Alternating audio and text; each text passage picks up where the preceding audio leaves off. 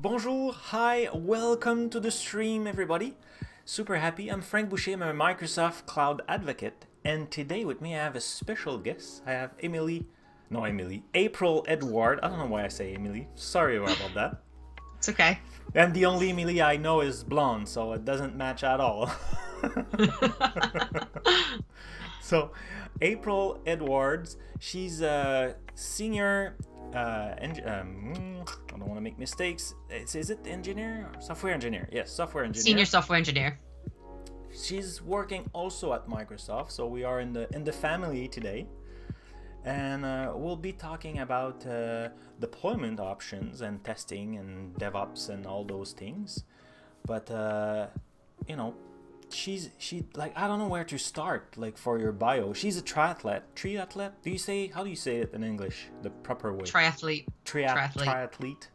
Triathlete. So she's doing triathlon. Crazy athlete. Then those people are crazy. I know. Yes, I married one. And she does blogs, talks. I met her for the first time during the Ignite the Tour in Toronto, in Canada. So that was pretty cool. But you're based in UK, right? Yes. But I'm not originally from the UK. The accent usually gives it away. But I am British.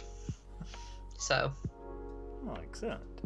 And did I forget any major point on your bio? We'll share your blog. I will do that right away. But I will share also it at the end, so people who arrive late on the stream will still have it. Did I forget anything? You're focusing No, that pretty on much covers it. data center. Like, that's your primary focus, I think, right? Or data center transformations and DevOps, infrastructure as code and automation are kind of my biggest area. So a lot of the projects I work on are transforming customers' applications or something that's on premises today, and then we're moving it into the cloud. So my team is build with, code with customers. So we're alongside the developers and the operations teams developing and deploying into Azure and transforming. Awesome. And what do you have for us today? So today we're going to talk about application delivery into Azure, but using DevOps principles. And the reason why we're going to talk about this is DevOps is a hot topic. So we're going to talk a little bit about DevOps, what it is, why it's beneficial, but then talk about how we can deliver our applications into Azure and use some of the built-in features and do it in Azure DevOps, the tool, as well. So we're going to kind of hit all those marks. And I think it's just uncovering things in the cloud that people don't always think about, or, maybe there's features that hopefully we unlock today and we can all learn something about something we didn't know before, and maybe a better way to do it in the future and to make our lives easier. Yeah, well, I think a lot of people don't know, because when we get started and things like that, we work on our computer. It's a little tiny project. Maybe it's only us, or maybe with a friend or something like that. So, it's fine to right-click deploy or use a very simple way. But when you get something a little bit with more people involved, or a little bit more structure, then, like, better tools are there to help us and make it more secure and everything. Absolutely. And there's so much going on in the cloud, and people need somewhere to start. And it's always, maybe a small project. We work with a lot of customers that pick an application stack or a bite-sized project to transform. I've also worked with customers that are like, we have to close down our data center. We need to literally lift and shift everything into the cloud. So we see all flavors of it. But where you really start leveraging cloud is all the built-in stuff. So the platform as a service, software as a service tooling. And a lot of times we sit with customers that are like, yeah, we have this app. We've spent, X amount of years maintaining it. I'm like, oh, we have a product for that. So it takes out the maintenance stuff and allows people to be more proactive. And so that's why I'm really passionate about the tooling and the DevOps methodologies. There's always a better way to do it. So we've done it, we've learned it, which is great, hands-on. Can we do it better and make our lives a bit easier so it's faster and more reliable down the road as well, especially in our organizations where you have someone sitting over your shoulder and going, is this done yet? Is this done yet? Oh, and don't break that. Those are the two things that are everyone's biggest fear. Don't break it, and is it done yet? Is it done yet? Nope. Why? I'm scared to break that. I'm not sure if this thing is still used. Yeah. Do you want to explain maybe a little bit basic, and then we jump in your demo and things? Okay, so Absolutely. Let me share your screen. And feel free, chat, to ask any question at any time. April can see the chat, but in case she's super focused, because you can feel, I'm sure you can feel just like me, the passion in his voice, in her voice. So if you have any question, feel free to ask, and I will raise the flag if she didn't see it. Yeah, please do ask questions. I do get on a roll, but I love questions. So traditionally, when I talk to customers and, previous to lockdown and COVID, I would be in front of people and customers, audiences large and small. And I love having questions during my talks because that's why we do this. So I do, encourage everyone to ask a question. Frank's going to interrupt me and interject, and I'm going to answer it the best that I can. So, we there's so many things about DevOps, and, there's theories, there's methodologies, and a lot of people read books. And I think it's really important to highlight the definition of DevOps, because if we walk into a room and if I were to ask each and every one of you to, define DevOps for me in a word or two or in a sentence, we will get a completely different answer from everyone. And that's okay. And it all is based, on our experiences, what our perceptions are. But when we're working with customers and deploying with customers, we really need something a little bit more tangible to show what we're delivering. And, I think what's really great is at Microsoft, we have a definition. My colleague Donovan actually wrote this definition. It's something that we use when we, talk about DevOps, and it's something we live and breathe when we're delivering customer projects in my organization in CSE. And it's really important that we have kind of a starting place. And we define DevOps at Microsoft as the union of people, products, and people, process, and products to enable continuous delivery of value to your end users. And the key phrase here is value. We want to continuously deliver value, because as an operations person or a developer, you maybe are delivering a feature or some kind of application, but what's that value to that organization? So if you're delivering that feature, what is that value, not just a feature? And if you're an operational team, yes, we need to deliver an SLA to our end users and our consumers, but what's the value we're deriving, and how does that play back into the organization? So I think that's a really, really important definition that we like to talk about. We need to be able to bring people together and share common goals in DevOps, because it is about the people side of it, and it's the hardest thing to change, and we need to increase our collaboration and focus on improvement every step of the way, and DevOps doesn't really have an end state, and that's really difficult, so you need to be continuously improving. We really try to bring teams in to collaborate more and enhance their productivity. When I go in with a customer project, in so many organizations, everything's really, really siloed, and that's tough because all of you will know listening, you try to deliver a project or you have a great idea and you're getting blocked because it isn't secure enough or it doesn't fit some box that something you guys used to do as an organization fit in, and that's really frustrating. So being able to break down those silos and kind of make those people changes to bring everyone together and collaborate better, and to collaborate early and often is really key. And then we look at automation as a concept in DevOps. That's important, but we need to look at automating from not only just our delivery, but also our operations team as well. So kind of that beginning to end life cycle. So anytime you look at even this little circle on the screen here, we are doing everything in a very cyclical, automating everything from beginning to end in that continual cycle. So that's really important. And I need go to ahead. interrupt you just for a brief second, because we got raid. A raid is when another channel is joining us they watch our show. So at the end of a show, people can raid another channel. So the Visual Studio, they just finished their show. So they come with 51 viewers and joined us online. So welcome, raiders. We're talking about DevOps and explaining what it is before jumping inside different deployment strategy that we can have. Our guest today is April Edward, and feel free to ask any question at any time. We'll do our best to answer them. And yes, I have a Azure Function t-shirt. We're not focusing today on DevOps with Azure Function. It's just I had a talk this morning with Azure Function, and that's why I'm wearing that t-shirt. I didn't change. I'm not a superstar. I'm just a normal guy. So keep the same t-shirt. So welcome everybody. Sorry, to interrupt you, No, April. no, welcome everyone. So we were just talking about the definition of DevOps as being the union of people, process, and products, and delivering that continuous value to your end users. And that's really important. So we want to keep that in mind when we kind of walk through our delivery strategy and different ways we can deploy to Azure. We want to make sure we're delivering value. And now a lot of people talk about DevOps as a theory. We have a definition for it, but we actually have hard metrics to prove that DevOps isn't just a theory anymore. We have hard metrics thanks to Dora. So Dora is an agency that does research on DevOps and produces a report every year. And this is from 2019. So we know that these high performing DevOps companies achieve a lot more. We know they're deploying more frequently. They have faster commit to deploy, 7 times lower change failure rate, as well as faster incident recovery. So it's not just about deployment, but how well do we recover when something does go wrong? Because the reality is DevOps is not a magic wand. Like, something's going to break. But when you look at what your organization or what you're trying to achieve, of course you want to be faster time to market. You want to be ahead of the curve in your areas that you work in, but you want increased revenue. So, I would ask everyone here to who remembers Blockbuster? You used to go to a store, rent your VHS tape. This is before DVDs for anyone that's on the younger scale of the age range.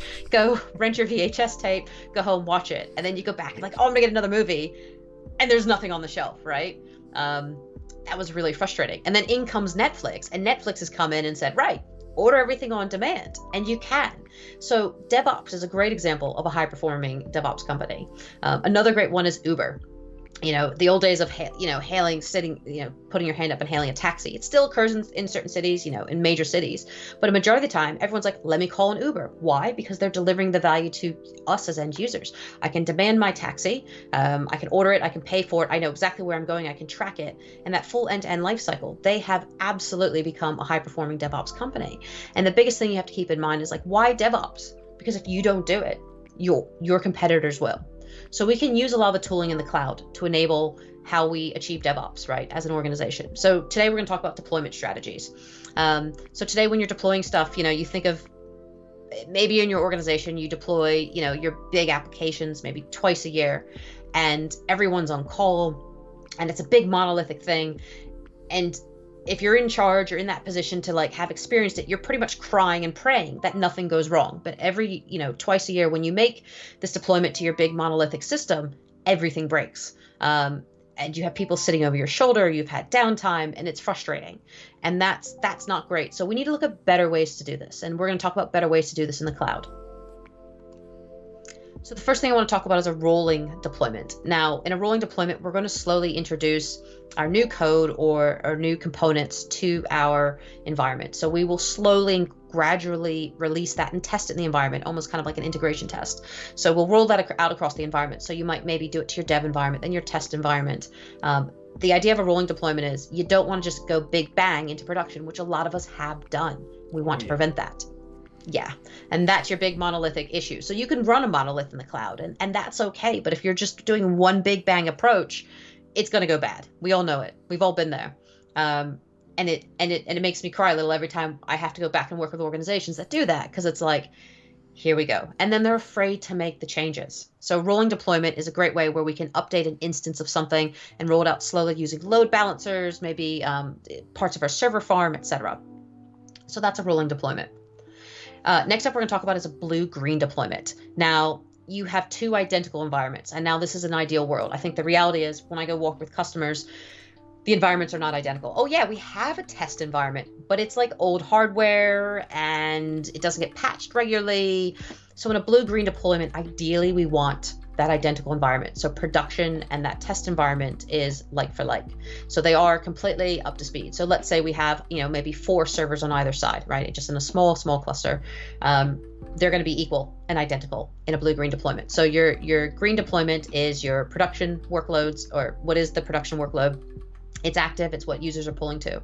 You deploy your updates to your blue environment and test it, load, put some load on it, see how it reacts, do your integration tests. And then go, right, now we're ready to cut over. So you fully rolled out your changes, tested it, and then you cut over. Blue-green deployment's great, but it means having infrastructure in place to do that. In the cloud, that is so much easier than being on-premise today. When you're on premises today, we've all been there, and you're like, hey, I need an identical environment. And if you're a developer and asking for that from your operations team like, nope, we don't have capacity, our SAN's out. Oh, it's going to take us like 4 weeks to get that to you. And you're going to get the old hardware that's like rusting and dusty in the corner. We don't want that, right? So in the cloud, we can spin up an identical environment to achieve this. So that's a great benefit. They go next up, and make, resuscitate, relive the old PC that didn't work for many years. Yeah, I have something for you. They bring it, remove the dust. Take it. Yeah, it boots. So I will put your environment in there. It should work. If they have to dust it off before they either rack it or plug it in for you, that's a bad sign. Definitely. I've been down that road. Yeah, we have this in the corner. You can use it, and you're like, thanks. I get the seconds. I didn't even get seconds. I got like thirds, something that's been there that no one else wanted. And that's so frustrating. But another kind of deployment we can look at is a canary deployment. And this is similar to a rolling deployment. Canary deployment is deploying your new version of code into production while shifting traffic to that new version. A great example is using things like Kubernetes and containerization. So we can say, right, we can kind of direct the traffic to go across that new production environment slowly and gradually. So it is similar to rolling, and you can update your pods, but it tends to be code updates versus having kind of a rollout that you would have in maybe an infrastructure environment. So these are the kinds of deployment strategies. Another thing we talk about is feature flags. This is a great feature that's built into Azure DevOps, and a lot of other tools do have it. And it's a fantastic feature where we deploy the new feature to a group at a time. So you're kind of like, group 0 is going to be your IT organization, maybe a few VIPs, very small subset of people. You test it, great. Then we enable the feature flag for the next group, and that could be maybe, super VIPs, or maybe a department. Maybe you have like a couple departments that are always willing to test the newest, latest, and greatest features, and it goes to them. Everything's happy, great. Then you roll it out again, and maybe to the whole site. Maybe, you have an office here in the UK, or you have an office in Montreal, and maybe the UK gets this new feature, and we use that feature flag to enable it. And as we roll it out to the UK, everything's blown up. We turn off the feature flag, and it automatically rolls back. So that's another great way we can deploy too. And these 4 things are great, but today we're going to talk about A/B deployments. And A/B deployments are going to be similar to blue-green, and we're going to just redirect our traffic across. So our A/B deployment means, we're going to kind of split this traffic, and we're going to come up with a really good use case of how we're going to use deployment strategy in Azure today. Cool. How are we going to do this? So we're going to use Azure. We're not going to use any virtual machines. So I talked about some of these solutions you can do with virtual machines. You can do with like Azure Web Apps. You can do with Kubernetes. We're going to use Azure Web Apps today, and we're going to use Azure DevOps. Azure DevOps is a fantastic product. It does a lot of things, and there are 5 components that make up Azure DevOps. And why Azure DevOps is really great is because it's cloud agnostic. So we allow DevOps for any language and any platform. And when I say any language, you could throw any language at me, and you're like, well, Microsoft doesn't do Java. Yes, we do. You could do that in Azure DevOps. You could deploy any code in any language to any platform. And what that means is you have an on-prem environment. Great, we can deploy to that. You have virtual machines, you have physical boxes, we can deploy to that. If you're a multi-cloud customer, absolutely. AWS, GCP, and Azure, we see it all the time. You can deploy to all those different environments. So it's very advantageous, and you can do testing on different types of platforms. You can use Mac OS, test on Android, Linux, and Windows. So it has such a great subset of tools in it. That's why we really like to use it. So these 5 components that make it up: Azure Boards, Azure Repos, Azure Pipelines, Azure Artifacts, and Azure Test Plans. I'm probably going to say Azure probably 500 times, but we're going to go through each of those components, what they do, and then we're just going to start building something and see how it works in real life. On that show, like I should give 5 cents or something every time the guests say Azure, since it's all around Azure. So like you're just winning the pot right now. It's like awesome. I will be real. This is way too awful. I will take it. I'm sure I can say it a few more times for you.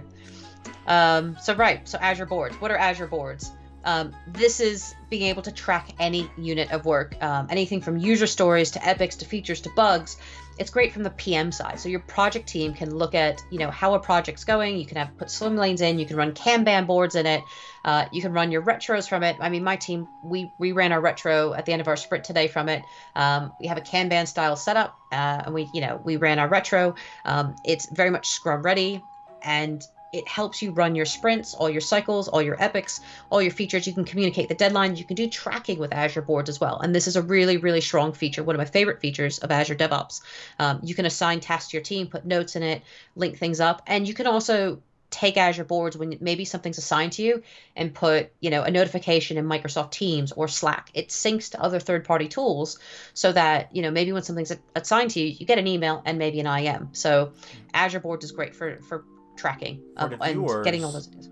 That could remember, or like if you're interested to learn way more, because today a board won't be necessarily the topic of the stream, but if you are interested to learn more, in episode 4, Jason was sharing like automation of a alert or error management system, and we were creating support tickets in Azure DevOps boards. Mm-hmm. Yeah, and that's great. And we talk about, when we talk about DevOps and we talk about recovering from an outage, you can have a bug or an outage alert, put it in Azure DevOps and use it for gathering information and data and track it, tag people, and create an alerting system in Teams. And I know exactly what Jason's done. It's fantastic. Check out that episode because it really puts that wraparound of how you respond to an incident. Because we're going to build something out today, but the reality is it probably will break. Azure comes with an SLA, and we're super diligent about our code and we're doing all the right things, but something will probably break. Someone will do something, or something will happen to it. So looking at how we recover from those incidences, that's a great episode. So that's a really cool set of features built into Azure DevOps. We also have Azure Repos, and this is the source control system. And it uses private Git and TFVC repos for within your teams. Now, the cool thing about Azure Repos is if there's some kind of data residency requirements from your organization, this sits within your Active Directory tenant. So it is, quote, privatized to your organization, but it allows you to, it's their Git control system built into Azure DevOps. You don't have to use it. You can integrate, other third-party things like Bitbucket and GitHub, and we're going to actually do our demo with GitHub today.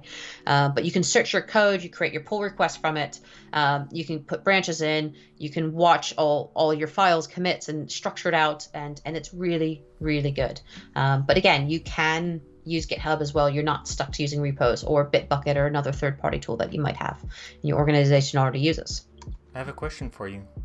Yes. TFVC, is it the same thing as TFS, or it's a different thing? It's just like a naming thing, or it's a Team Foundation Version Control. So it's different than TFS?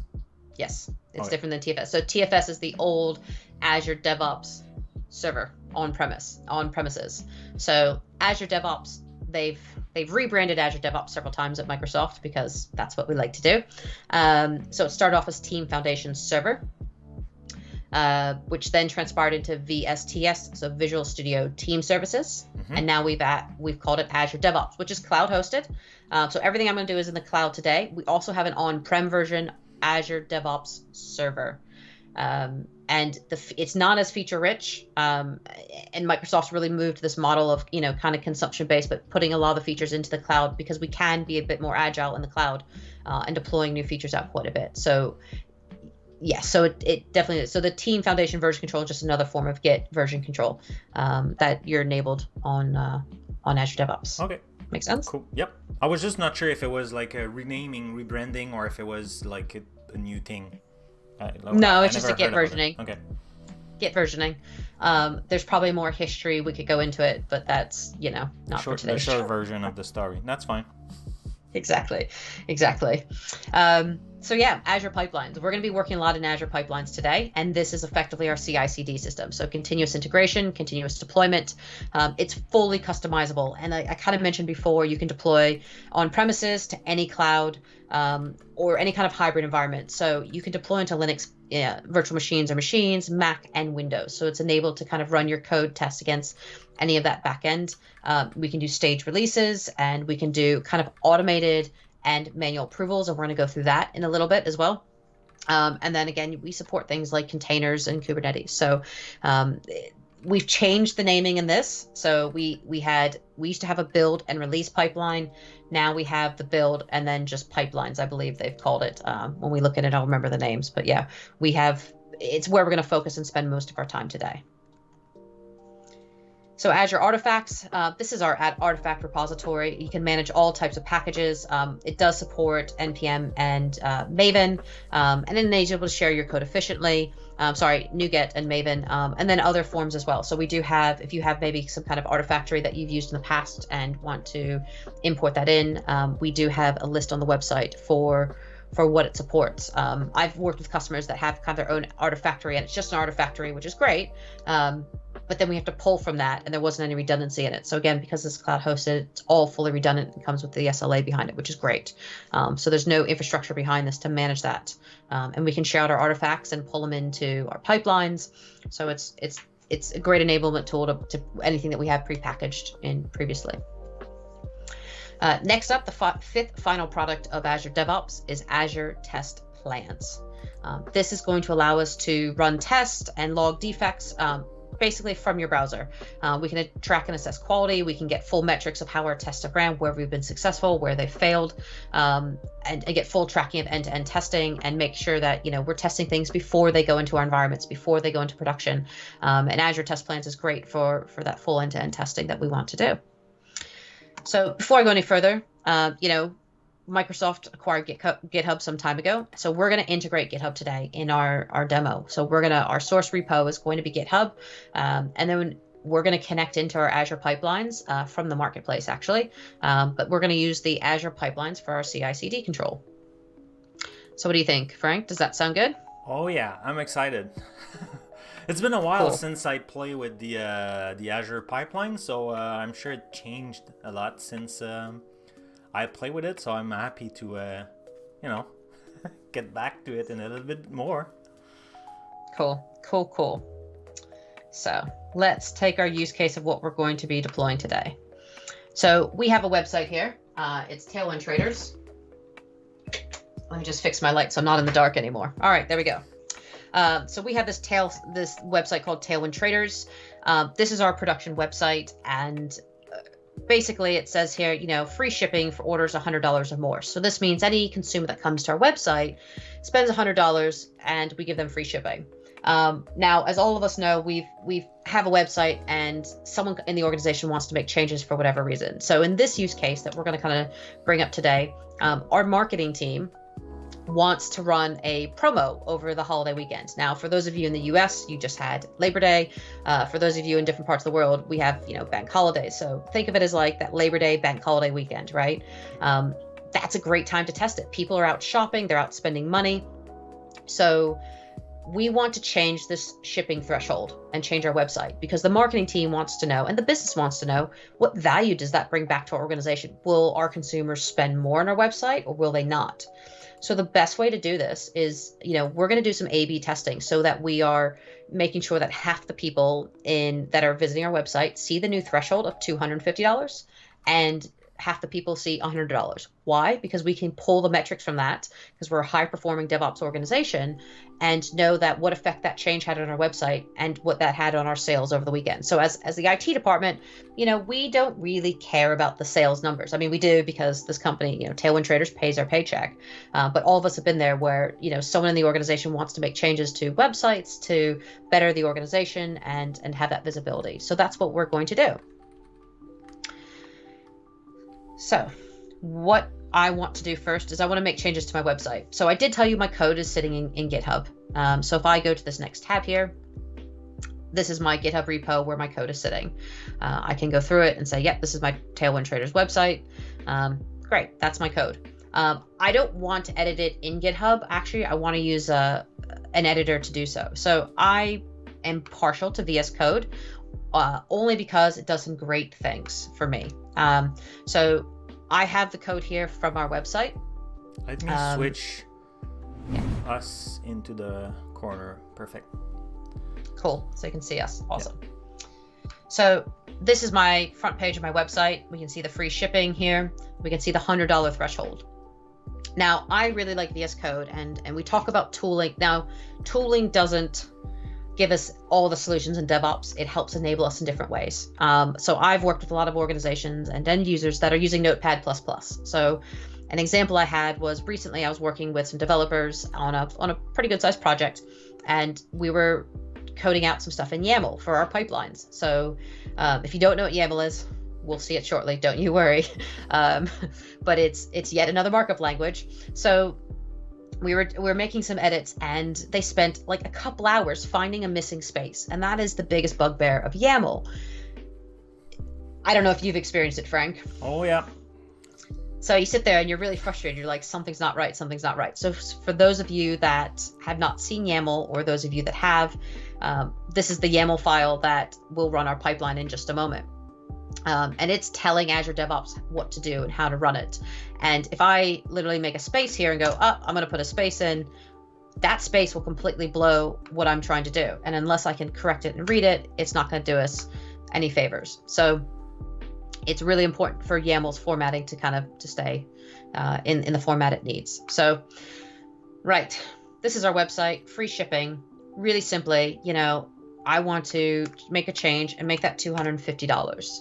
So that's great. I've made a change. I do have autosave on, so any changes I make get saved so that if my laptop crashes, I don't lose anything. But this is saved locally on my machine. This is on my developer machine. This isn't in GitHub yet. VS Code has a fantastic extension. In fact, it has a lot of extensions. I have Azure extensions here where I can look at my resources and access them. It has all sorts of cool things where I can use Remote Explorer. I can do, run bug fixes from it. I can deploy to Kubernetes, even running things like PowerShell, etc., Docker. All these are add-ins that enable me to do my job better as a developer. So for me, this is a critical tool. So I go into the GitHub source control extension right here, and I can see that you've made some changes. So I'm going to stage my changes, put a label on it, and I'm going to say change shipping to $250 for the weekend. So I've put a label against what I'm going to commit. So I've made changes to my code, and I'm going to push that code up, and that code is no longer now just sitting on my laptop. We can see down here that, yes, this is my developer machine. We're pushing it up there, and it's syncing it across. Okay, it's done. So if I open up my GitHub repository here and just refresh the screen, 21 seconds ago, Yay. I made a commit. Cool. So let's open up our commits. I can see what was changed in GitHub. So this is really important for things like version control and having full traceability of what changed in our environment. So if I go to deploy this and this completely blows out my environment, it shouldn't, but let's say it does, I have full traceability into the commit I made. It has my name on it here, Scuba Ninja, which is my GitHub username. No laughing, please. It's an old nickname that stuck with me for most of my life. So yeah, I can see what I've changed, what I've deleted, and that's great. So I've made that code commit there. I can, go down and, make a comment on it. So maybe this looks great, or, Frank maybe wants to come in and say, this looks terrible. And I can comment on my commit here. So we can full traceability within our teams as well. So I've made this commit. Can't see any changes here, but, I could go into it and I can see my whole history of commits, because I've actually, run these changes many, many times. I can see my comment here. I have full traceability and tracking. So it helps us kind of log what has been changed in our environment. So source control is really, really important. Now, this is great, but this is in Azure DevOps. So Frank, can you guess how we're going to get to Azure DevOps?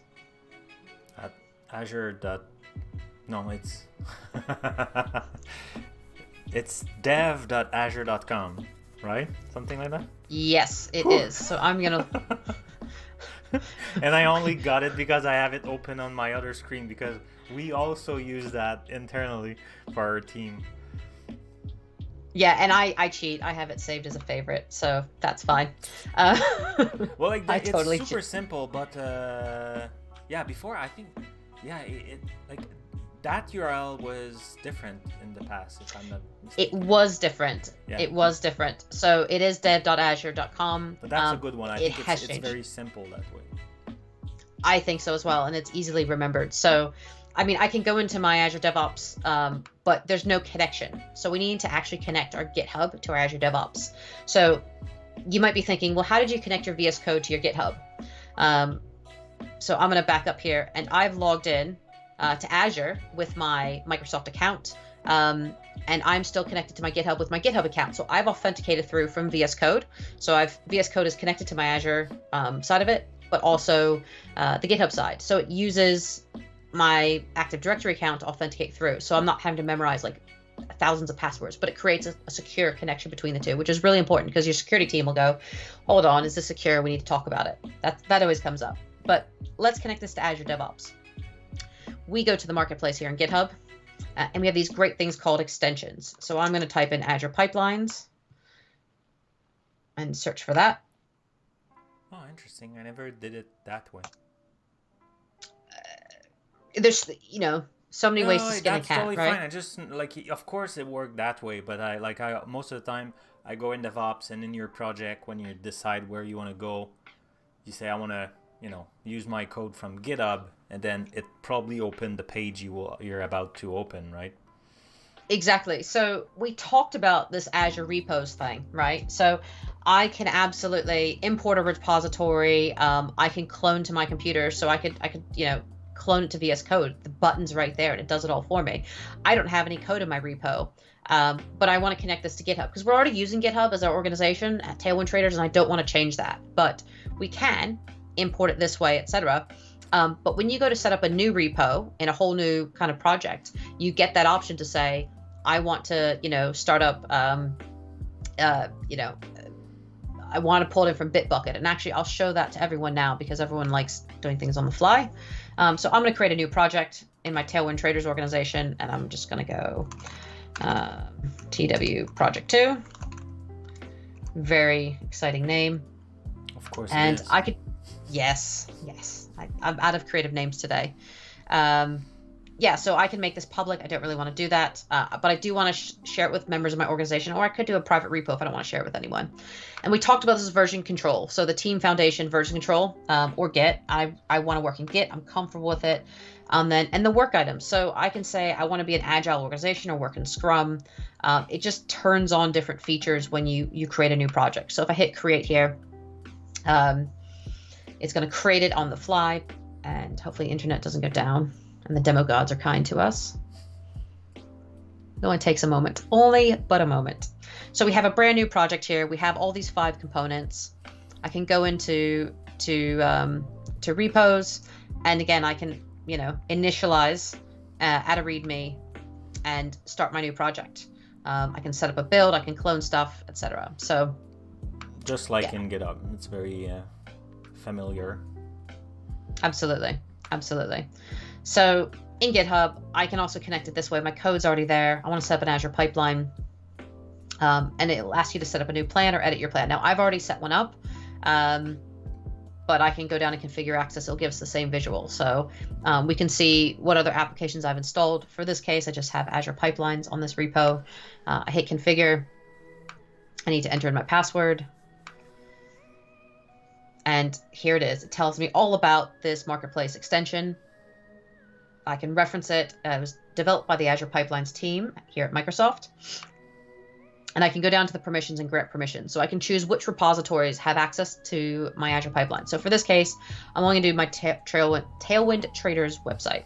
But we can go down into the list and say, I want to add a bunch of other repos and do it that way as well. But we're going to leave it to just this one repo. So when we hit save, it will then open up Azure DevOps and we authenticate through. And that's when you enter your Active Directory credentials. So I've already done that ahead of time, only because every time I do that on the fly, I have to multi-factor authenticate and something breaks. So we've just kept this nice and quiet. So excellent. We've deployed our code. And actually, if I look at my pipelines here, this is effectively our build pipeline. This is our CI. This is our continuous integration. We can see that 7 minutes ago, this kicked off. And that's about the time when I kicked off my code commit. So I can go in here and say, oh, yeah, that's my code commit. I have the date. I have a timestamp. It took 6 minutes to run, and it built my code out. Now, I had a few warnings, and that's okay. I just want to see what went on, but I've already told my pipeline what to do. And many of you are thinking, well, how'd you build your pipeline out? And I'll show you in a second. But what does this pipeline do? So I'm checking out my code. from master, running some NuGet commands, using Node, doing a build with Visual Studio, and running some tests. So in our build pipeline, this is where we want to run our tests on our code before we deploy it to any of our environments. So that past all those tests, then we're ready. So we can add in multiple tests, depending how we want to do that. And then it publishes this build artifact. So we talked about the artifacts component. So if you have previous packages you want to bring in, you can put them in the artifacts, Azure artifacts, and pull them in. But this one's going to publish it as part of our build component. So looking at the pipeline and how we did that, I'm going to go into our TW project 2, and we have a brand new pipeline here. So when I went to create my pipeline initially, there's two ways you can do it. You can do it in the GUI, but it's pretty much being replaced by YAML. You can't do both. So if you start doing something in the classic editor, you can't do YAML. If you do it in YAML, you can't go back. So you have to kind of pick an avenue to go down and stick with it. So again, Frank, you brought this up. We can click on our GitHub and say, where's our YAML? Maybe it's an Azure repos Git or etc. Or any other generic Git repo or subversion. So we can make that decision here where our code's going to sit. So maybe I do want to pull this from GitHub. Let's see what it does. Again, this is authenticating through. We had a question earlier, and I was just waiting for you to hit the pipeline parts. From Jara was asking, one thing would be interesting is to explain the cause for the environment in pipeline. Never used them before. We normally just have separate stage in release for different environment. Cool. So different environments. So this is great. I'm going to do this in my other test one. I was not sure if you were about to talk anyway about it or not, but since now we are in the pipeline, I think it's easier. So this is great if you're running resources and you want to group resources together. So I could probably pull it up. I have another kind of pipeline that I've grouped my different resources into environments. So maybe I have SQL Dev, SQL Prod, SQL Test, and I've kind of put them together. So I could just call this, let's call it SQL Test. I don't have a SQL environment, but a lot of times there's a database and maybe, there's no resources there, but actually I want to attach to my virtual machines. And it will allow me to group those together. So generic provider, it's going to be into Windows, or you could do a Linux VM. And I need to run a PowerShell script to connect those. I need to run it on those VMs or those resources, whether it be a Kubernetes cluster, and it registers those machines, those VMs, to that environment group. So if I'm deploying to an environment, that's one of kind of those variables I can add in my release pipeline later on. And this is really handy if you are running multiple environments and specific groups of servers. So again, running a front-end website with maybe a SQL backend, and you have different environments, you would qualify those in the environment piece. Does that make sense? Yeah. Cool. Well, at least for me, let us know, Jara, if it answered your question or if you have other question. Or, just like Jara, if you have question, feel free to type it in the chat. Yeah, and I mean, you can absolutely use separate stages. You can run things in parallel. It's just a really nice way to organize things and group them together so that you know what environment's what, so that you can't accidentally go, oh, I've deployed this to a dev, to production when it should have been, dev or test. So it's kind of another way to just ring fence those environments together and qualify that in your variable group in your pipeline. Cool. So yeah, so I wasn't going to go into that, but I'm really glad you asked that question because it's always good to have that. So I need to go back into create my pipeline again, just real fast. So again, we're pulling everything from GitHub. We can do the Azure repos. So it's going to go and read all the repos I have access to, and it will actually see the repo that we're working from, this one here. And what it's doing is when it does that and I go to import it this way, it's reading my repo and going, let me put together a script for you because I see what we probably need to put in it. It builds my YAML script, basically. It goes, right, I want to, every time I deploy to master, I want to run a trigger and automate this build. And I'm running these tasks. Now, it sees my YAML already in my repo. But I could say, you know what, I have a YAML file that maybe my ops team gave to me. I can take this out, delete it, and add it. And maybe it has things like security features or enablement or extra tests in it that wasn't in the original YAML file. So this is effectively my build pipeline, my CI pipeline here. Now, the other way is, again, for those of you that have used the classic editor, you can go and put it in that way, and it's more picturesque. YAML can be super frustrating, but once you get the hang of it, it's really a win, and it is much, much easier. But I always tell people, learn with the classic editor, see the visual, understand how everything works when you're doing your build pipeline, and then move into YAML. And again, it just depends where you're coming from with your background. Yeah. So this is how we got our build pipeline. So it just imported our YAML, it was all set to go, and it kicked off as soon as we submitted our code. And it's created an artifact effectively here. It's published our build artifact, but our artifact actually isn't anywhere at the moment. So it's not deploying to any environments. We just have our code ready to go. So what I want to do is I want to, yes, and I just saw that Matt Lebo, there is an assistant on the right-hand side for YAML. So you can go and type in the classic editor, you type in what you want to deploy. It gives you like a little picture and you pull it in. In YAML, you type in what you want to deploy and it gives you the code snippet. Absolutely. So there is help on the side. You're not completely on your own, but sometimes people struggle with the formatting of writing YAML, especially people that might come from an operations background. YAML's really, really quite new. But yes, once you kind of embrace YAML, there is help for it. We don't leave you out there to kind of do it on your own. Yeah. The helper is very handy indeed.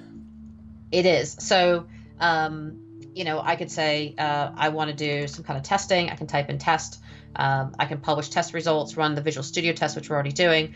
Anyone that codes in Go, you can run a test on Go application, .NET Core, etc. I can even type in deploy and say, oh, I want to deploy an ARM template here, or maybe I want to deploy an Azure function, Frank, because you love functions. So yeah, it gives you the code. You just named the two things I like, ARM templates and and functions. Exactly. So yeah. Exactly. So yeah, if I want to deploy an ARM template in this build pipeline, I just need to pick what subscription I'm going to deploy from. So it has a secure connection built into it. I can go through all my subscriptions I have access to. And I need to pick one. Let me find one that I can use. I have too many, probably. Probably. Yes, definitely. There we go. That's the one I want. And I hit the authorize button here, and it connects a secure service connection to that for me. And it will pull that up, authorize that through. Give it just a second. So it creates a secure handshake, basically. And then you don't have to authenticate every single time. So I should be able to pull up my subscription. No results found. Of course not. Why would it work?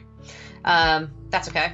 So, I will basically fill out the actions where I want to create or update a resource group, find the resource group I want to have access to, because it's not clicking into my subscription at the moment.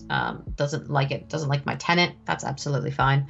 I can pick the location where I want to deploy to, et cetera, et cetera. And then I hit add, and it will add my task as a YAML output into my pipeline. So thank you, Matt, for pulling that out. So you can basically fill in the boxes, and it spits out all these great little tasks. Snippet, right? But the form help you to fill the blanks instead of having placeholder in the code snippet. That form just help you, and when you specify your Azure subscription, then it will be able to read the resource group from your subscription, so it helps you to populate, so you don't need to type and risk a typo or anything. So everything is listed for you. So that's very handy when connections are working. Yes, well, who knows? But I broke already. But there we go. Like you yes. don't. Oh, it's working. Well, cool. Just just a glitch in the matrix. Common. Yeah, you know what? It's being cranky. That's fine. So I can see all my resource groups that I have access to. So the one that we're potentially deploying into is this resource group, and again, I can pick my location. So I know in this resource group where I want to deploy it to. I'm going to go to, let's go UK South, because that's fun. And I can use a linked artifact, pull in my template parameters, and when I hit add, it will build that out and it will add the task for me. And if we go down here, there's my YAML task that I've just created. So YAML is less scary having the help on the side because you can fill in the blanks, authenticate through, and we can pull that in. So that's awesome. So cool. So we've built our code. It's passed all its tests. Now we want to deploy it into our environment. So we've made that change. It's passed all the tests. We have no failures, which is fantastic. We've ran our tests early and often because we're a high-performing DevOps organization, but we need to build our release pipeline. So I've already built some pipelines previously, just in case the internet blows out, but we're going to build one together. So pending internet does go or any other voodoo. Yeah. So we need to select a template when we start this. So I want to work in stages, and each of my stages, I want to match my environments. So the person that kind of used their environments before, that's exactly what we're going to do. And the reason why we're going to do this is because this is effectively in the Azure portal, my Tailwind Traders application sitting here. It is an Azure web app, so it's platform as a service. There's no operating system to manage. It's load balance, comes with all sorts of features, and it's great. So we have a production environment, which is this right here. This is our production environment. Also, in our environment, we have a staging environment. So if I open up my staging environment here, it's going to authenticate through. Nothing's going to break. And we have a staging environment. So if I click on the web address, I have my Tailwind Traders -staging.azurewebsites.net website. That should load, and it's my $100 or more. So right now, staging and production are completely identical websites. So just to prove that to you, we have production right here, and we have staging right here. So we are effectively running identical websites. We have identical environments. We're using Azure Web Apps, so we know exactly what's getting deployed to that. So in my release pipeline that I'm building, I want to deploy to an Azure App Service deployment. Now, when we talked about, we can do an empty job at the stage and build it out incrementally. You know, we can deploy to a Kubernetes cluster. Frank wants to deploy to a function. Here we go. We can deploy this to a function app with a slot. But Azure DevOps is going, yeah, this is featured. Well, good news. We're going to deploy to a web app. So I want my stage name to match my environment name. So this is going to be staging. And in here, it's going to say, right, we need some settings. So we're going to authenticate to my subscription again and choose the subscription in which my staging environment sits. And we also have the option here to what type of application are we deploying to. So Azure DevOps, we've selected it's an Azure App Service. Great. We have options of web apps on using Windows or Linux, or web apps for containers, function apps, APIs, and mobile apps. We're going to do a web app on Windows. Keep it really simple. And it's going to go in and says, what app services are you running in that subscription? Well, good news. We have our staging environment here. So select that. That's good to go. Click on our deploy to Azure. And this is our task that we're going to run. This is what, after it says, right, this is our deployment process, this is our stage, what tasks are we going to run on this? So it does inherit the Azure subscription here, the app service type, and the app service name. So we can go, right, we did everything correctly, we got it deployed to staging. We can also look at where the packages are. We're just going to go with the default for now.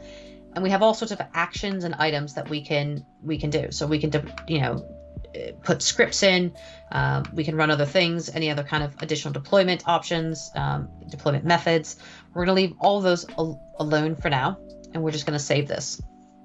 And I can make a comment that's create staging, deploy, and we hit OK. And I go back to my pipeline here, and we have our staging environment. Awesome. Now, we can automate a lot of things, but I want to actually put in a post-deployment check. So I want to deploy our code to staging, but I don't want it to go any further because I want it to go to staging. I want to test it, make sure our staging website makes the change and there's no performance hits. So we have these things called post-deployment conditions in Azure DevOps that are awesome for so many things. I'm going to put in a post-deployment approval. So I need to add my approvers. Now, it's always recommended to use a group of people. You can use individuals, but it's always the hit by a bus theory. If you put a named individual on and they get ill, they're out, or they go on holiday or vacation, you're not going to have access for them to approve that. So I'm going to add myself just for now. I think I can probably add Frank. Find him. Oh. It will be FR. Yeah. What's your alias? I'll try and add you. FR Bush.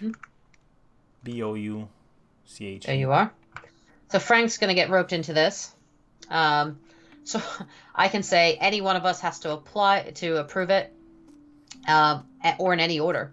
It doesn't have to be me or Frank, or it might have to be in sequence. So maybe I have to approve it. Maybe you need another approver, or a group of people. So maybe the first approver is someone on your IT team to check your code, or maybe someone in the ops teams. And maybe the next set of approvers is a group that maybe is, maybe the exec team or someone that needs to see it, or someone higher up, a manager. So any one of us can approve this. So I'm going to rope Frank into this.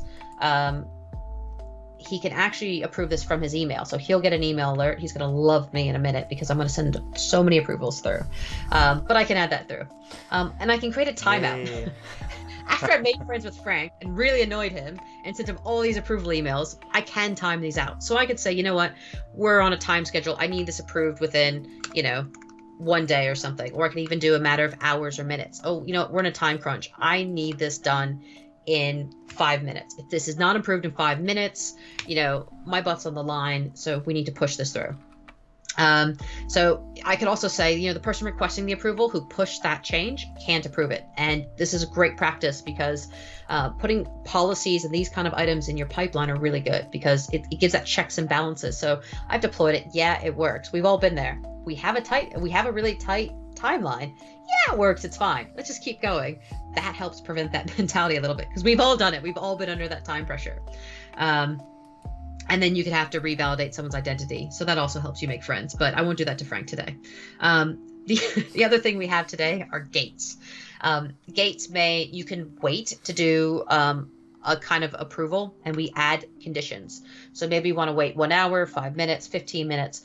We can do some great things. And gates are really cool. And I'm seeing them used more and more and more with organizations because when we're, achieving DevOps, we're deploying quickly. There's always the security person in the room, and we need to make sure from day one with our code, we're doing the right things. And that is branching our Git versions and having version control over our code, but also then checking, are we deploying to Azure policy compliance in the cloud?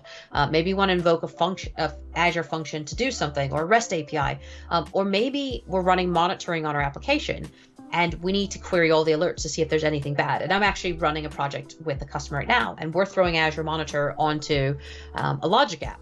So we're adding this query function in so that when I deploy this, I know exactly what's happening. If there's any failures in that Logic app, we don't go to the next environment, and that we can stop and address the issues because we're transacting something that's quite critical to the organization. So we can put that in.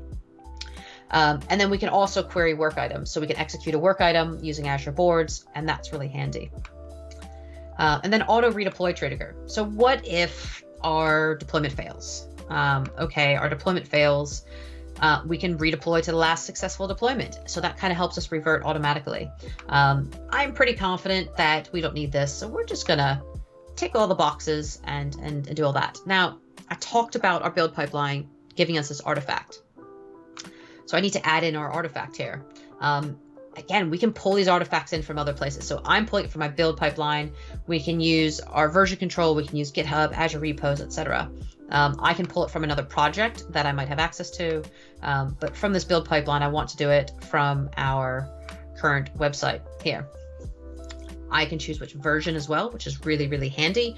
I could specify the version at the time of release. I can do maybe a certain branch if you're really using a lot of branching policies, but I want to go the latest because we know our latest is our changes. Source alias is fine. We add that in.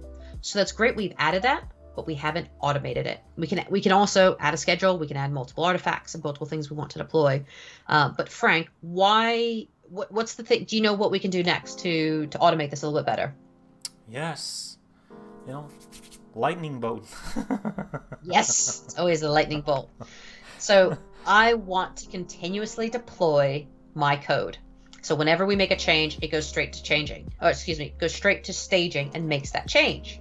And because we put on a manual check, we know it's not going to go past staging, so we can continuously test our code. We can add some branch filters in there. We can do a pull request trigger. I just want to know that, when I go through a successful build, all my tests pass, everything's good to go, we're ready to go. So I can save this pipeline, and I can say staging pipeline. Okay. And we could actually just start deploying some code. We could create a release. Well, yeah, I'm going to do that. What's the worst that can happen, right? I'm going to release the code we just changed. We can make it a manual if we want to. We can check our artifacts. Yeah, I'm happy with that. So it's going to deploy to staging. And now I can you're click on doing this it manually because we don't want to have to push again in our repo, but otherwise a new push would have triggered everything, right? Yes. So for the initial build here, yes, it is a manual process. But from now on, anytime I make changes to my code, it's going to go push to our staging environment. So it's queuing. I can look at the full logs. This is a great time to go get a cup of coffee and some biscuits and let it run. And this only takes a couple minutes. So while this is actually running, we're going to go build out the rest of our pipeline. Because, well, it's great it's going to staging, but we have a production environment to think about. And our end users don't see staging. But what they do see is production. Now, Frank, it's actually one of my favorite features of web apps. What is a great feature of web apps that we can leverage today to help us leverage our production environment, but not deploy into production, but have an identical environment, because we need that identical environment. So what can we do? There's a deployment slot in a web app that we could use for that. Is this what you're thinking about? Yes. Absolutely. I passed the test. Yes, putting you on the spot. So yeah, deployment spots are great. So I've actually cheated a little bit because I didn't save this from the last time. So what is a deployment slot? We're going to create a deployment slot. We're going to add a slot here. A deployment slot is an exact replica of what our main site. Now, it doesn't have to be an exact replica, it doesn't have to be a clone. But what I want to use a deployment slot for is creating a new environment that's exactly like for like. Because again, we talked about deployment strategies and we talked about blue-green, we talked about rolling. But I think the biggest issue is that so many of us see is they're like, yeah, I have this dusty box in the corner that's test or dev. And for lack of a better phrase, it's trash. Like, we all know it. Like, we can flat out say it. We've been given trash to do our development on, our testing on, and that isn't fair. And that's not cool because it doesn't then work in production. So we want to get rid of that phrase, well, it worked on my machine, or it worked in dev and test. It's fine.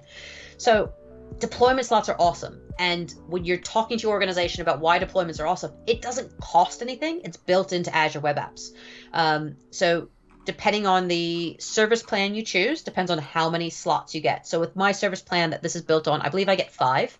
So I can deploy 5 identical environments to test in or run against. So I could call this Frank's slot. And I have the option here to not clone settings or clone settings, but I want an identical environment to production. So I would select that and hit add. And you can see here, it gives me a website name so I can differentiate that. Now, the question is going to be, well, we have a company name and it does not end in azurewebsites.net. Our company name is companyxyz.com. You can bring your own custom DNS name to Azure Web Apps. So for this purpose, I don't have a custom DNS name set up, but we could have tailwindtraders.com as our custom DNS name. So cool. Frank has his own slot here. We can deploy to that. Absolutely. But right now in our web app, and I'll just go back to the web app real quickly here. We have this production environment. I have my app service plan. It's running. You can see the resource group and everything's happy. I can put some monitoring around it. I can see how much traffic is generated and go to my deployment slot and I have exact replicas of it. So before we go to production, Frank, where do you think we want to deploy to? We could use your slot. Do you want to use your slot or do you want to use Canary? we can use mine then. All right, we're going to use Frank's slot. So what I'm going to tell Azure Web Apps to do, which has a front-end load balancer, we're going to split our traffic identically between production and Frank's slot. Why is this important? Because the business wants hard metrics on how our website performs and our sales numbers perform over this holiday weekend. So I'm going to split this traffic and I'm going to hit save. So it's updating our websites. Boom. We have literally split the traffic. So to prove this, we want to deploy the changes to Frank's slot, but we're not going to deploy it to production. So simply, we're going to add a stage. Okay. So this is going to be the app service deployment again. In where we would traditionally call this Canary or another environment, I want to match the name of Frank's slot to the stage name so that I don't get confused. Because traditionally I would call this Canary, but we're going to have more fun and rename it. Sorry, Frank. Sorry, not sorry. So that is going to be Frank's slot. I do that most of the time with people in the chat, so or my regular. So yeah, so you're used to being picked on. It's fine. Yeah. So we have a Canary environment. I'm going to put it in parentheses Canary so we know it's Canary, and people that might tune in late aren't wondering what Frank's slot is. It is our Canary environment. You definitely didn't hear me singing. We could try. We could put you on the spot and ask you to sing a song for us. So yeah, so we're going to do the same parameters we set up before.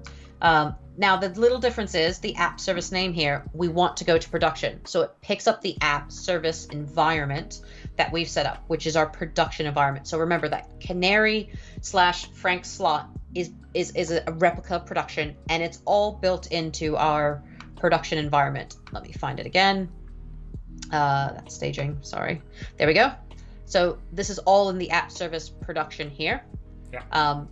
We'll differentiate the slot in just a second. So let's go to deploy our app service. So again, it pulls those parameters down.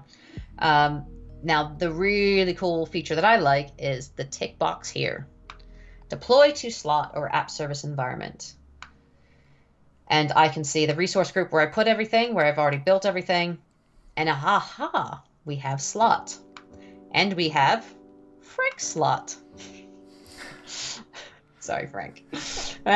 So we can choose that. Now, also just to give a bit of a visual for everyone watching, we can see our Canary environment here as well, our actual Canary slot. But right now we don't have any traffic routing to that. So we're going to leave it as Frank slot. And I'm going to save that. Probably should put a comment, but we're going to be, bad developers and not put a comment. So we have Frank slot. Now, I want to just copy that over and go, yeah, let me clone it to my next environment. So this is copy of Frank slot.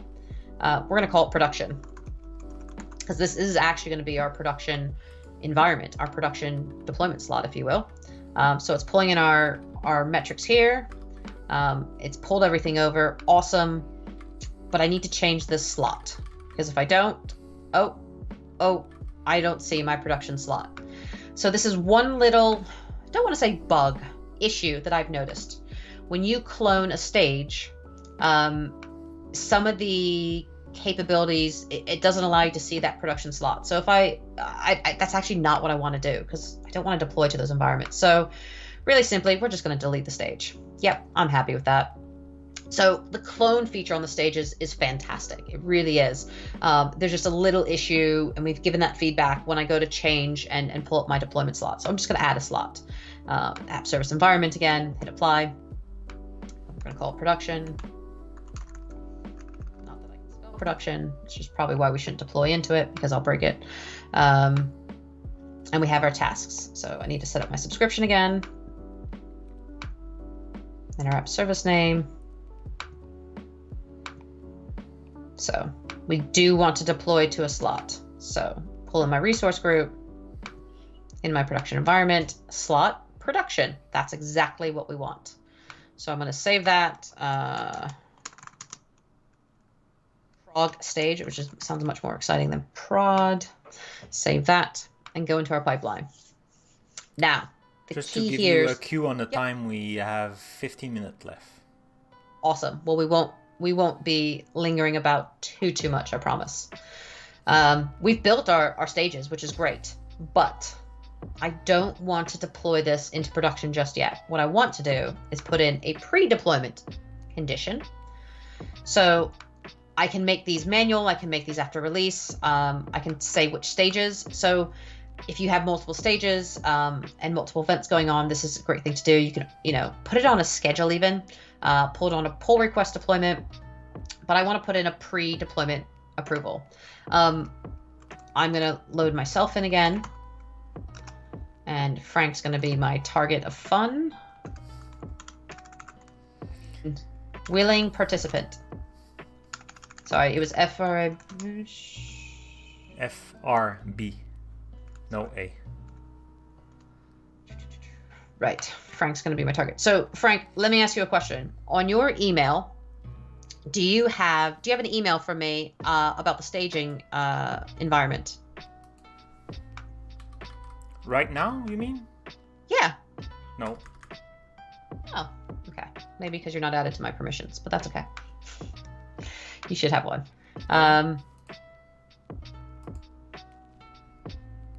Oh, yeah, post develop. Yeah. Yeah, you should have one from me. So you should have the ability to approve it. So you want me to approve it? Let me hold on before we do that. I'm going to go into my pipelines. We can see the new release pipeline that I built. And this is the release we've done. Actually, I want to name this. What are we going to name this pipeline, Frank? Not new release pipeline. Give me a creative one. Frank's pipeline? Yeah, why not? Yeah. So we'll save that.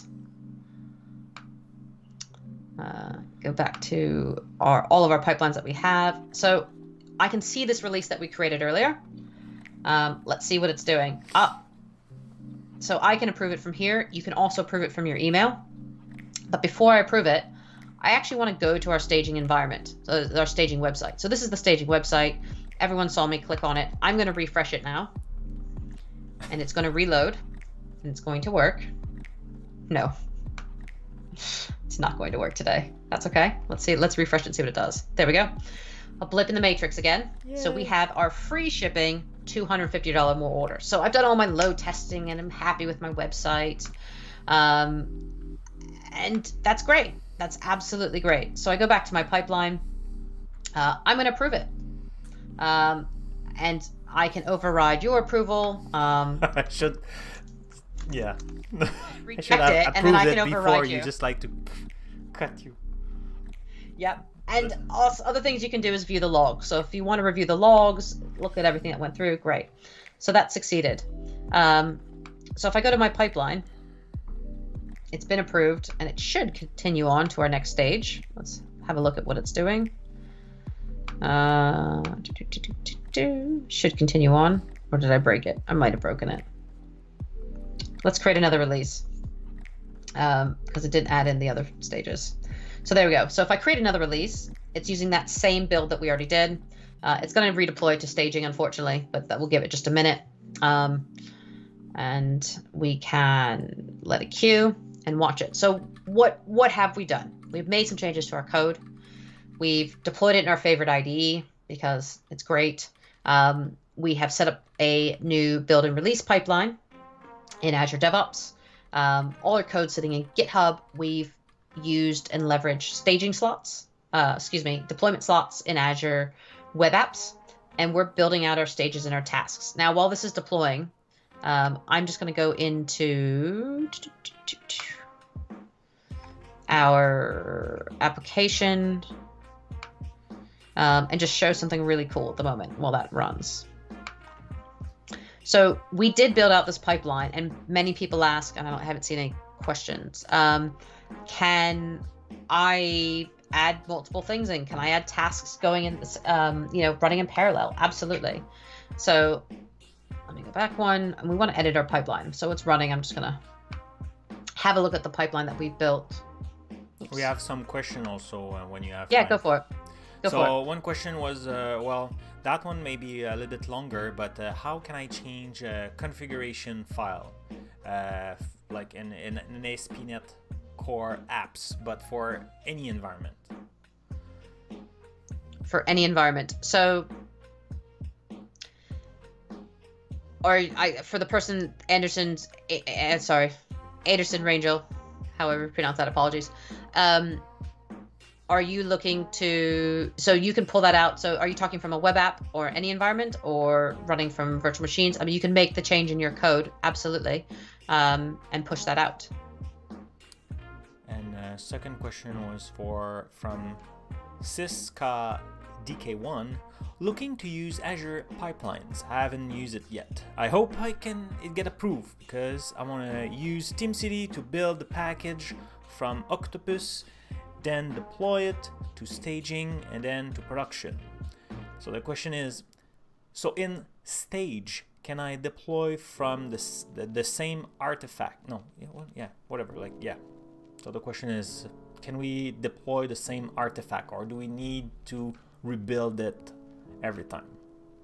You can deploy from the same artifact. So what I can do a bit of jiggery pokery. So in my pipeline that's running, I can change my artifact. I can go in and pull, this is my old pipeline that I used, and this is my fallback. So if I'm doing this demo, and in all reality is, I like doing demos live, because if I mess it up, I can DevOps it and make it better. I can actually select my old artifact. And if you look on my screen, you can see that I can have 2 artifacts. So you can pull in all your artifacts, add them in, and then select which artifacts to deploy from. So yes, so in this, we're using the exact same artifact that we did our build pipeline on. I can have multiple pipelines with the same artifacts, etc. The only thing about having multiple pipelines, I'll just caveat, is it's a lot of complexity to manage. So, keep it simple, but you can add in multiple artifacts here and then decide which one to pull from. So you can use the same one or multiples. And we can add parallel tasks in. So while we're deploying to our Canary/Frank's app environment, I can make changes to other environments, run other tests. I can do an Azure policy deployment. There's all sorts of things I can do. We talked about the different types of deployment strategies. We can do this is built in. So I can apply a blue-green deployment or a canary deployment as well as a parallel task. But we've already set up the pipelines to do this for us in the way that's going to work. So before I take the next question, just want to go back to my staging website because I'm conscious of time. So staging's deployed. That's great. We're going to approve it. It's going to go then. Frank's not going to override me. We're just going to deploy it. And it was automatically approved by Frank because I said so. No, look carefully. I did approve it. Oh, you did. We both approved it. Awesome. Look at that. As soon as Teamwork. you open the window, I click. Oh, teamwork. Teamwork makes the dream work. Awesome.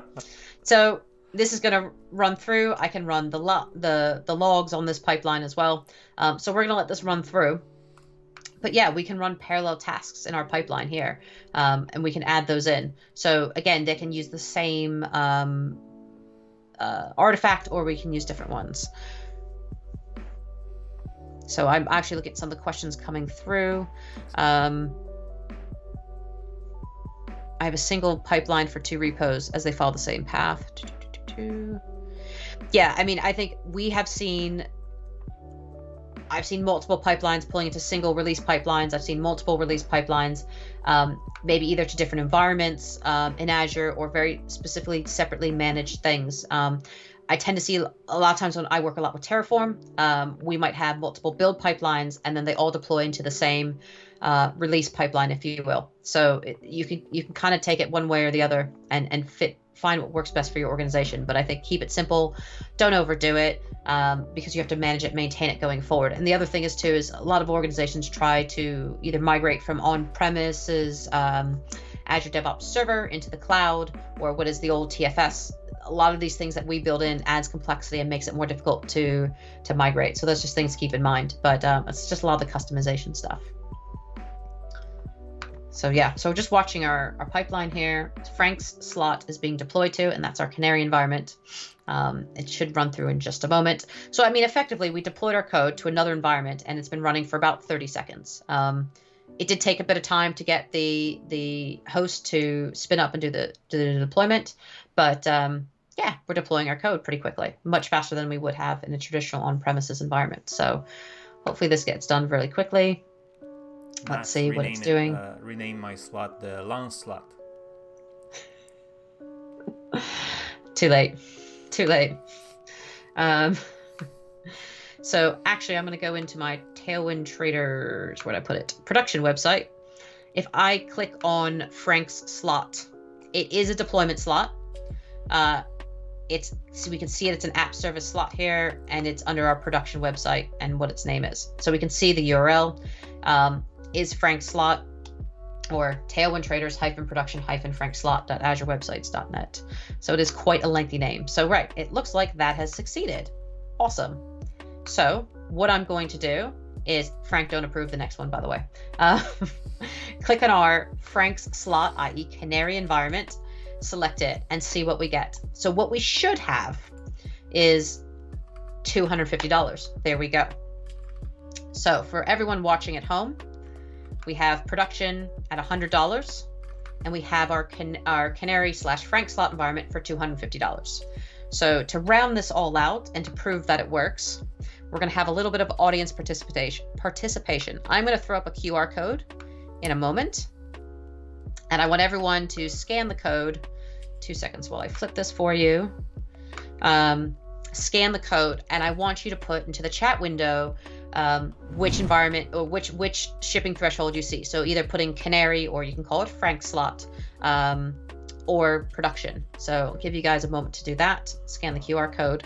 I will need to hide your camera because you're hiding the, where is it? Guess this one? Nope. Guess camera. Voila. Cool.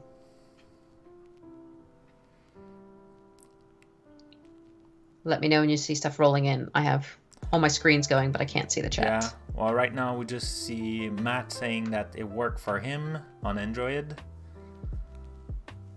So now, what do you want people again to do? Just So if you scan that QR code, you should get, half of you should see the Canary environment, and the other half should see production. Okay. So people should see 100 or 250, correct? Yes. Yes. So the Azure Load Balancer should evenly distribute traffic 50%. Is it perfect? Not really. I had a really good question the other day about the load balancer. Is there a way to pull off metrics off of it? Absolutely. Azure Monitor will give you some of that. The log analytics will give you some of that. Go a bit further into application insights. Yeah. Application insights will give you the hits, the spikes, more than what we just see on the screen, and really details how your application is performing in all its components as well. So it looks like we're getting a good split of $100 and $250. I love it when my QR code works. Should work. It's always like, you prepare all of that and... Yay! It's fine. But I have done it before where you only have like a couple people. You're doing a recording and they're like, we got the same thing. I'm like, you need more people, because the Azure Load Balancer uses round robin. So it should effectively go to both, but it doesn't quite keep account. So yeah, so it looks like we have a really good split of 250 versus 100. Yeah, it's really nice. Very evenly distributed. Yeah. That is what we like to see. And that's cool. So because people in the chat are coming from all around the globe also. That's always fascinating. It really is. It really is. So yeah, so that is it. We have built an A/B deployment strategy. We've used Azure Web Apps to help leverage that. And the cost is to do this is all built-in features. So we're not adding features and cost to our environments. We're not spinning up new infrastructure. We literally deployed a deployment slot in a few minutes. We built out our pipelines, and there we go. Excellent. So and pretty straightforward. That's a big plus value if we compare to GitHub, because in GitHub you can have your CI/CD done if you want, but having all that approval where like you need a human intervention and stuff like that, you don't have that in GitHub, right? This is only in Azure DevOps. Yes, and it's a fantastic feature. So we can also automate those approvals.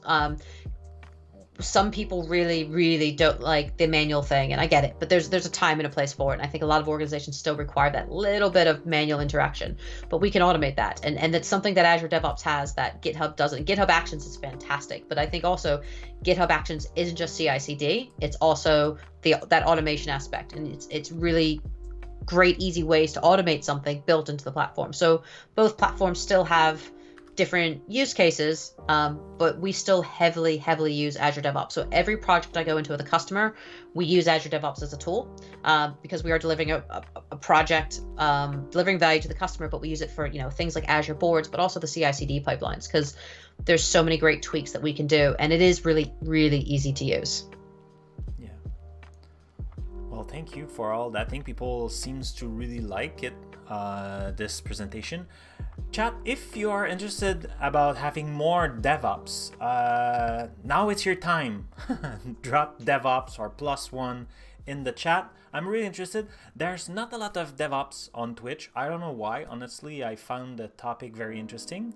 But now is your time to raise the flag that you are interested in more DevOps and deployment strategy. So share it in a chat. If you have any questions, because time is flying already, I should end the stream like in the minutes. So if you have any question that pop in your mind, feel free to reach April on Twitter. So the Twitter account is just on top of her, and I will also share in the chat again her bio. She has a blog. She's blogging a lot over there. She's also a LinkedIn, all the social media. Thank you a lot, and we just thank you a lot, April, for spending this time with us. I know I rush you a little bit to get prepared and everything, so thank you a lot. Thank you all of you in the chat for being with us this afternoon. At least for me, it was this afternoon. I don't know for you, but spending time with us. And April, the word of the end. Oh, we should raid someone. Can I have someone? Anything else to anything else to add while I'm looking for if we can raid anyone? Just want to thank everyone for joining. It was great to have you all there. Please do reach out with more DevOps questions. You can reach me on Twitter. Best way to reach me, I'll react much more quicker. Email does not work for me because it's a flood of mess. I have not yet DevOps my inbox, but I do appreciate everyone for joining. I think this is a really great topic. I'm really passionate about it, and I do appreciate all the really good feedback from everyone. Excellent. Have we found someone to raid? Yeah, you know what? Let's go see Mr. Michael Jolie. He was our guest yesterday, and I think he's still working on the demo. The demo yesterday didn't work. I think he's still working on that. So let's go see him / troll him a little bit. Where is? I changed my interface, and now I'm looking for that. Where is it? Damn it. Well, you're looking for that Cisco DK1. Yes, you can run the build pipelines locally. You can run a local host. You can run them in Azure. You can run them on premises. We quite often have ran them in Azure on virtual machines or VMs, basically. So yes, you can absolutely do that. And there's some advantages to doing it as well.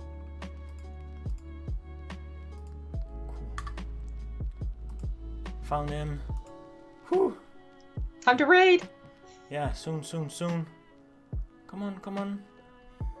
Little button. Push the big red button. Do it. Okay, do it. So send him some love. Build, I cannot say his name, is way too hard. Bald Builder. It's a twisted tongue. I think he did that on purpose for me, so I cannot pronounce his name. So Michael Jolie, thank you everyone. See you next time. Bye. Thank you.